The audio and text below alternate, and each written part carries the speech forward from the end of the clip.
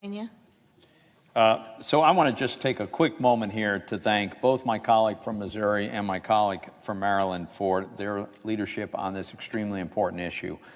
In the interest of time, I will not reiterate the many very, very compelling reasons that we're here on the floor right now. The senator from Missouri has done an outstanding job eloquently and passionately explaining why it is our responsibility to stand up for the freedom of a freedom-loving people whose freedom is seriously eroded, systematically being damaged, and that is, of course, the people of Hong Kong. I had the great experience of living in Hong Kong for a year, learning so much about that society, that culture. The vibrancy of Hong Kong is just absolutely stunning, and it's all possible.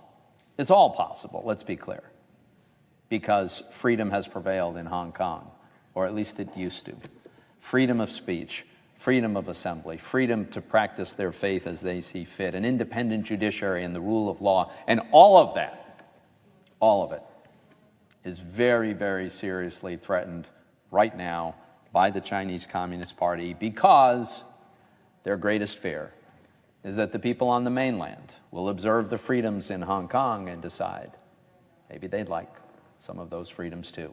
And that is the risk that the Chinese Communist leadership cannot tolerate. So I want to commend my colleague from Missouri for putting a spotlight on this, bringing our attention, and calling on the Senate to defend the people who seek only their freedom. And I really want to thank very much my colleague from Maryland. As he pointed out, we've been partners on legislation in the past. Nobody works harder to get their objective accomplished than my colleague from Maryland. And our legislation, which I think is about to pass jointly with the resolution, I think we're going to have a unanimous consent agreement whereby both measures pass simultaneously. I think that's the optimal outcome here. I want to thank the folks at the Treasury Department with whom we worked extensively to get to the point where they are in agreement with this legislation.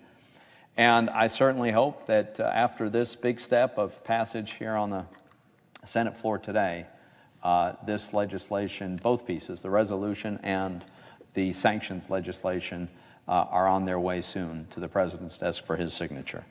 And with that, I'll yield back to the gentleman from Maryland.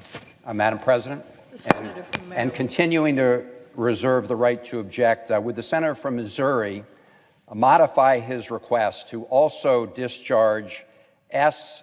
3789 and consider S-Res 596 and S.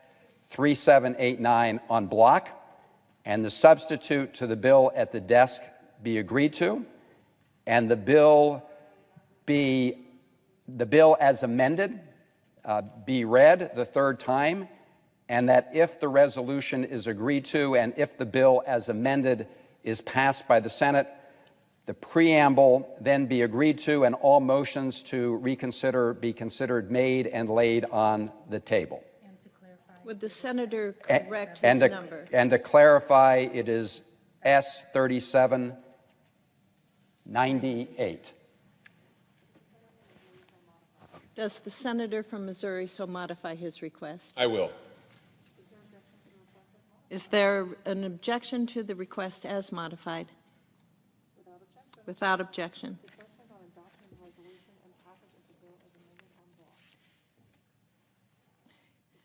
The question is on the modification of the question is on passage of the resolution.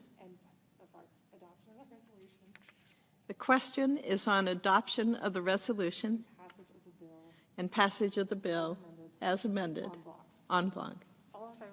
All in favor say aye. Aye. Opposed?